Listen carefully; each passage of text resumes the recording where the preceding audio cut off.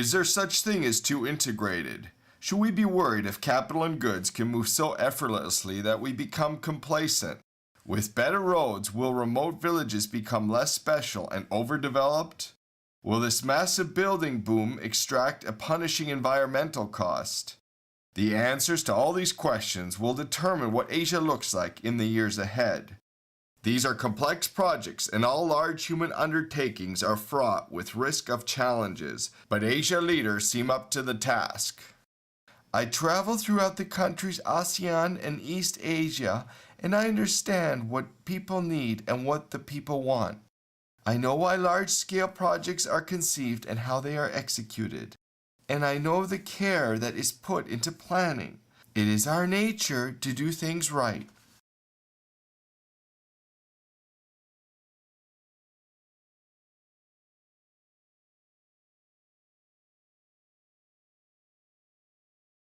As Asia has developed, Asia has also developed dirtier cities, more crowded cities, really more difficult cities to live in. As Asian cities grow, the challenge remains, how do we make Asia cities more livable? There's been so much talk about green cities and green economies, but the persistent reality is it's more paper, it's more talk than the reality. Everyone wants a green city in Asia, but few people are willing to pay for a greener city in Asia. When I was recently in Beijing, every day, every single conversation I had at least some reference to the quality of air in Beijing. And by the way, that air quality is not even in the 10 worst cities in China. And it was uncomfortable for me just for a few days to walk around. If you're an expat with children, you're finding a way to leave, specifically because you feel like you're endangering your kids. Well, think about what that means for the way that the Chinese people in Beijing are considering their regime. This is a problem. And it's something that has to be addressed. It's very hard to address given the need to grow. There's been more discussion of the pollution issue in a fair way, in a balanced way, in a transparent way in China over the last year than I can ever remember. People have always looked out the window and seen the problem, but there's been a lot of denial and maybe even some misinformation and a lot of confusion about how to manage the issue. But I think now there's been much more sense in the government that this is an issue that needs to be addressed. It's a sustainability issue. It's difficult to attract professionals into Beijing when they can't depend on the healthy environment for their children, their families.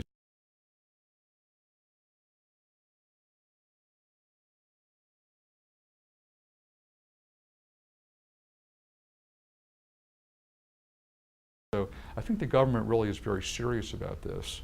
And certainly a lot of organizations around the world are taking a very active interest. They're engaging China in a discussion in terms of how to clean up the environment. There are lots of people investing in new technologies. Domestic Chinese companies are making massive investments in clean technologies, clean energy. So I think over time we're going to see some really quick and demonstrable progress in China. But right now we're still in the transition point, very much so. First of all, I think our government just come up with the law of for example, wastewater treatment. It is a compulsory. Previously, it doesn't exist. So now all the wastewater treatment is a compulsory for all the manufacturing facilities. So this is also help for green and environment of our country. The Green Revolution in Korea is something that's been started already, under the government of Park Chung-hee, which is about 35 years ago, or more than 35 years ago. The recent governments have, established green policies, emission controls. The factories that are built new have to follow very strict emission rules and so on. And environmental technology itself has been chosen by the government as one of the drivers of the economy. And so a lot of investment goes into the development of new technologies, of either new energy sources.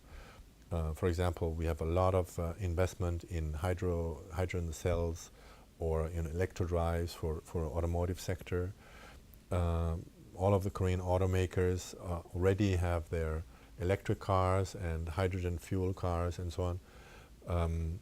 and industrial production has reduced its emissions very dramatically. If you look at the reduction rates, Korea is one of the leading countries, not yet in absolute figures because we've come from a very polluted past, but we've made a lot of progress there, and it's a continuing policy. So that probably was also help in attracting the Global Climate Fund to Korea. And last year, the decision was made for the Global Climate Fund, which is about, I don't know, an international fund with substantial investment from all the major countries, found its place in Incheon. And we'll have, about 500 resident expats that will be all the time there, and it'll be about 200 plus conferences and events related to the Green Climate Fund every year held in the area, which is of course a boost also for our mice industry. So green industry, green economy, green technology helps with tourism as well.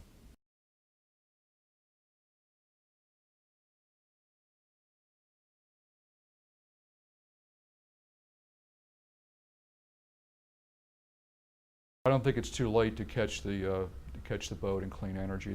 There was a time perhaps when they would have been a first mover, many Chinese companies and technologies, but I think China's manufacturing and entrepreneurial energy to catch up has proven that they can dominate markets, solar energy, for example, panel manufacturing. And they've done some things quite well. Wind turbines, they've got some terrific manufacturing capability in wind, again, solar, biomass technologies, and I think all these technologies are very rapidly evolving, and there's no reason to think that a Chinese clean energy industry can't develop as fast as anywhere else in the world.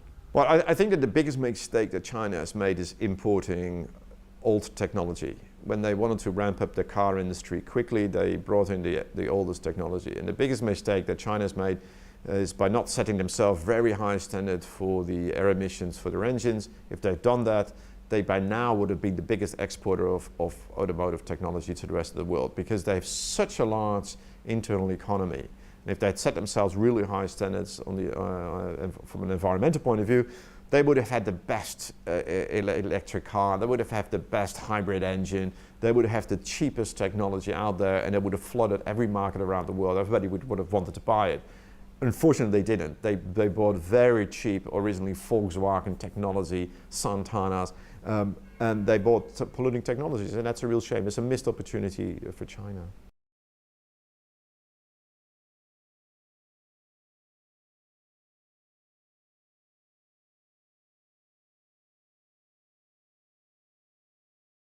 Renewable energy. Everybody knows that clean energy technologies, renewable energy technologies, are needed globally, and they're certainly needed in the United States and China because they're the two world's largest polluters. So, how do you do this?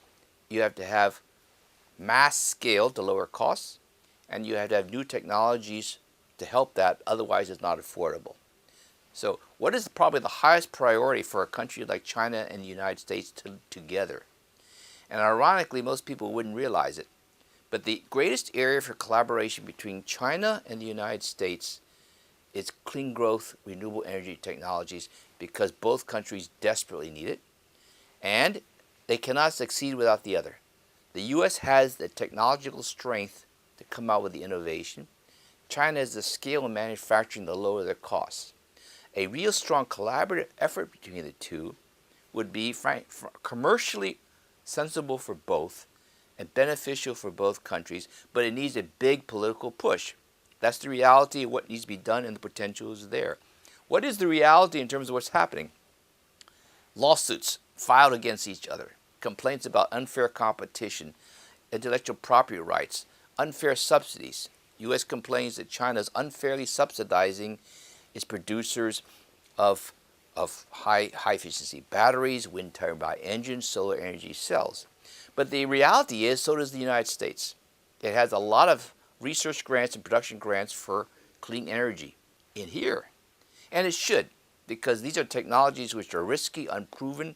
They need both high volume and research to be commercially viable, so they need to be subsidized for the good of everybody else. Yet, this has been turned into a protectionist war between the two countries. So this kind of seeing each other but not recognizing the interaction, and then not having the political will to sort of like reach understanding so both sides can benefit, this I think is going to be a big challenge for the coming years.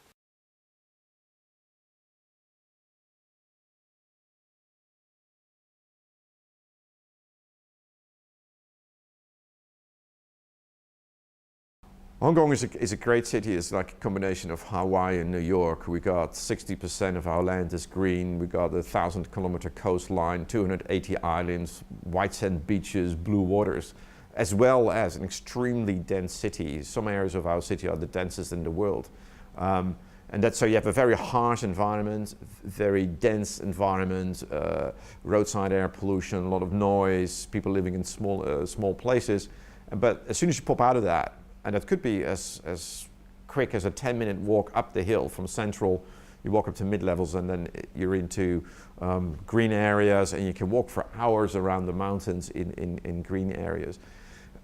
It's going to be a matter of how do we make that harsh environment less harsh, and make it more friendly, make it barrier-free, make it more convenient for people to walk through, and make it more pleasant. And on the other hand, how to make our green areas more accessible. They've always been a bit like the other side, but how do you draw those places in, make them more part of people's daily life? We've got beautiful waters, but unlike anywhere else in the world, people don't have a house, they don't have a yard, they don't have a car. You can't take your surfboard in the MTR, the subway. You can't take your surfboard into the minibus. So we need to get the community focused on providing facilities at the waterfront that allow people to enjoy the beaches and the coastlines and the waters in a way that you could in Europe or in the States. So that's another really key focus for us on on the environment side. Hong Kong loves to build things. We build things very well here. We do it quickly, and we do it on budget, and we do it well. And it's a great example of how government policy and good finance can produce a world-class city. I think a lot of other economies out here probably look to places like Hong Kong and Singapore as examples to how to build terrific infrastructure, telecommunications, transportation networks, airports, subway systems, quality housing, clean water. And it's gradually, many of the big contractors globally are focused on markets like this because we build a lot of things here. I love waking in the sunrise in Cambodia and watching it set in Laos. It is now common to have a breakfast meeting in Hong Kong, followed by a dinner event in Bangkok. As airports grow, so too does trade. Beijing and Shanghai are linked by high-speed rail, and soon more parts of Asia will seamlessly connect with an ever-growing network. This is the power of infrastructure, and this is the future of Asia. Actually, it's what's happening right now. Asia is in the midst of a revolution and will forever change our world. This is our century. This is our time to lead and prosper. But our success, our growth, won't come at the expense of the wider world. Rather, it will happen alongside trading partners around the globe. This is a movement that everyone is welcome to take part in. This is Asia's time. This is Asia Rising.